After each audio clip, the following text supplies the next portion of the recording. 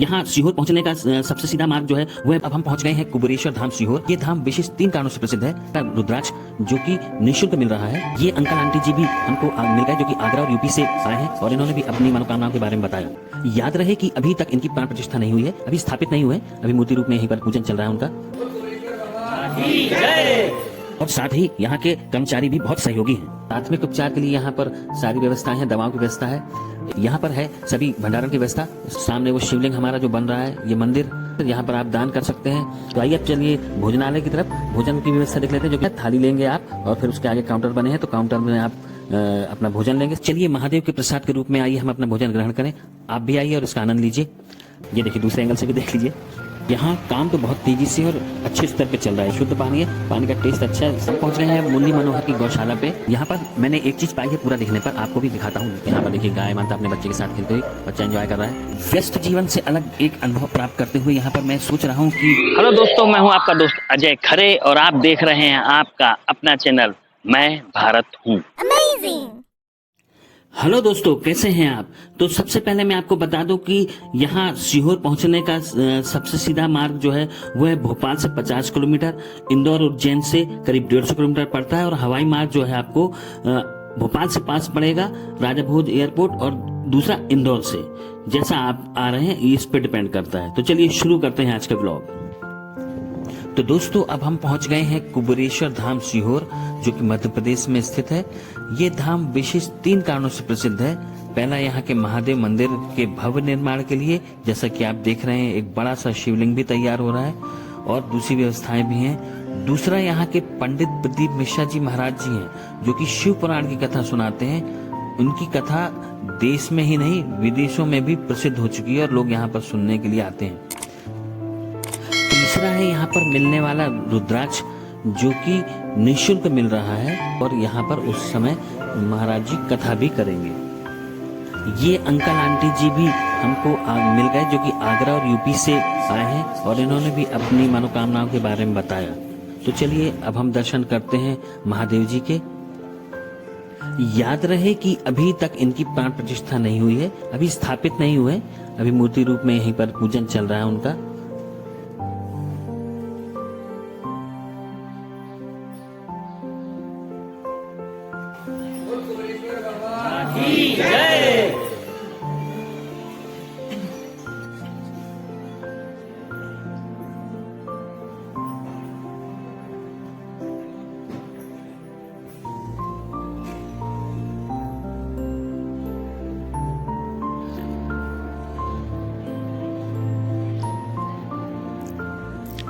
ये दादी अम्मा भी बहुत अच्छी हैं और हमेशा सेवा में लगी रहती हैं। इन्होंने हमें मीठे मीठे अमृत खाने के लिए दिए।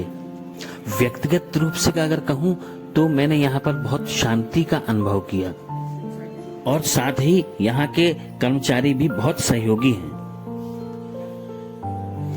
इसी भवन और इसी स्थान पर प्रदीप मिश्रा महाराज जी अपनी कथा सुनाते हैं। यहाँ बहुत अच्छी और भी सीनरियां लगी हुई हैं जो कि आपको अच्छे अच्छे संदेश दे रही हैं।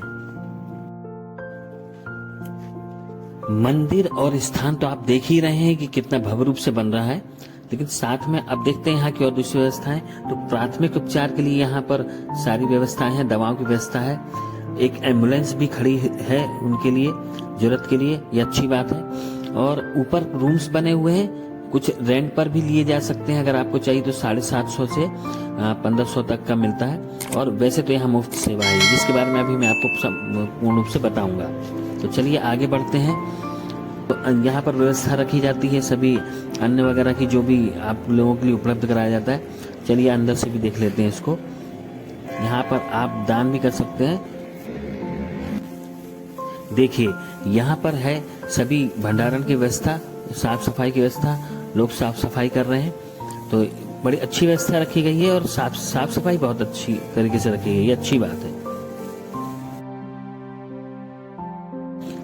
सामने वो शिवलिंग हमारा जो बन रहा है, ये मंदिर जो दिख रहा है आप लोगों को, और कुछ इसके नीचे भी रूम्स हैं। ये है दान क्षेत्र, यहाँ पर आप दान कर सकते हैं। और देखिए ऊपर बढ़िया हमारे क्षीर सागर में विष्णु जी लेटे हुए हैं, तो बड़ा मनमोहक दृश्य है। आइए कुछ दान यहाँ भी कर लीजिए। QR है, इससे भी आप दान कर सकते हैं। वैसे यहाँ रुकने की व्यवस्था में गद्दे वगैरह दिए जाते हैं जो कि मुफ्त है। रात में अगर आप रुकना चाहें तो मुफ्त रुकना भी है, खाना भी है, सभी व्यवस्थाएं मुफ्त है। तो आइए अब चलिए भोजनालय की तरफ भोजन की व्यवस्था देख लेते हैं जो कि निःशुल्क है। इसका भी अपना एक टाइम है। देखिए सभी लोग धूप में, क्योंकि ठंड का समय, तो बाहर बैठकर भोजन कर रहे हैं, सामने लगा हुआ है। तो भोजन की व्यवस्था में आपका दोपहर 11 से 1 लंच का टाइम है और शाम के 7 से 8 आपका डिनर टाइम है। तो चलिए हम भी क्यू में लग जाते हैं। देखिए मैं भी लग गया क्यू में, और देखिए यहाँ पर थाली व्यवस्था है, थाली लेंगे आप और फिर उसके आगे काउंटर बने हैं, तो काउंटर में आप अपना भोजन लेंगे। सामने जो सफ़ेद टंकियाँ 2 दिख रही हैं, उधर पे व्यवस्था रखी हुई है धोने की, यानी आप जो खाएंगे तो थाली ले जाकर वहाँ पर धोएंगे, और वहाँ वो भी पानी भी हल्का नरम गरम सा है, तो बहुत अच्छी बात है ये। लीजिए हमने अपना भोजन ले लिया है। आज खाने में है रोटी, कढ़ी और खिचड़ी। तो चलिए महादेव के प्रसाद के रूप में आइए हम अपना भोजन ग्रहण करें। आप भी आइए और इसका आनंद लीजिए। मैं भी बैठ जाता हूँ धूप में, क्योंकि मुझे भी थोड़ी ठंड लग रही थी। खाने में टेस्ट है, तो अलग अलग भोजन यहाँ अलग अलग समय में बनता रहता है। तो और बाद में सुबह बताते हैं कुछ नाश्ते की व्यवस्था भी रहती है, क्योंकि हम तो बाद में आए हैं। लेकिन जानकारी के अनुसार नाश्ते की व्यवस्था भी निःशुल्क है।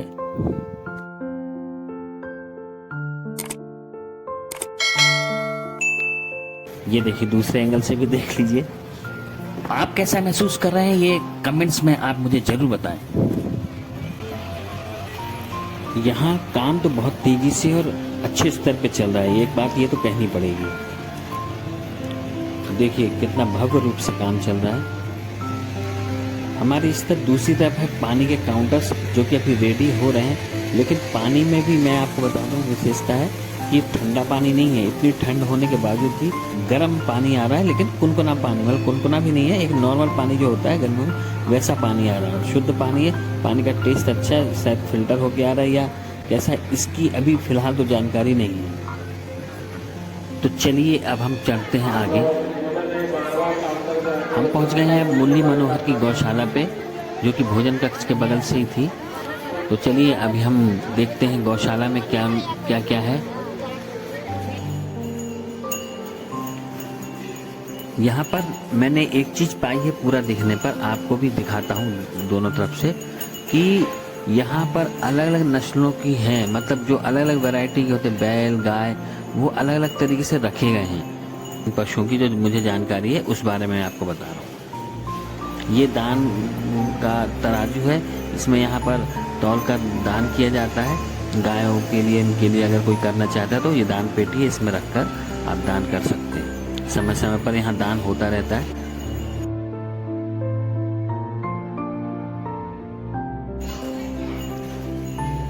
ये देखिए बैल महाराज, और यहाँ पर देखिए गाय माता अपने बच्चे के साथ खेलते हुए, बच्चा एंजॉय कर रहा है। व्यस्त जीवन से अलग एक अनुभव प्राप्त करते हुए यहाँ पर मैं सोच रहा हूँ कि मन में 2 दुविधाएं हैं कि आज रात्रि यहाँ विश्राम करूँ और फिर कल उज्जैन के लिए बढ़ें, क्योंकि उज्जैन हमारा अगला लक्ष्य है, या फिर निकल चले। मिलते हैं नेक्स्ट ब्लॉग में। तो अगर आपको मेरा ये वीडियो पसंद आता है तो आप इसको लाइक कीजिए, शेयर कीजिए और सब्सक्राइब कर लीजिए, जिससे आपको मेरे ये अच्छे वीडियो मिलते रहें, आप तक पहुंचाता रहूं। इसमें क्या कमी रह गई वो भी आप मुझे बताएं, जिससे मैं नेक्स्ट टाइम उसको क्लियर कर सकूं। थैंक यू, शुक्रिया।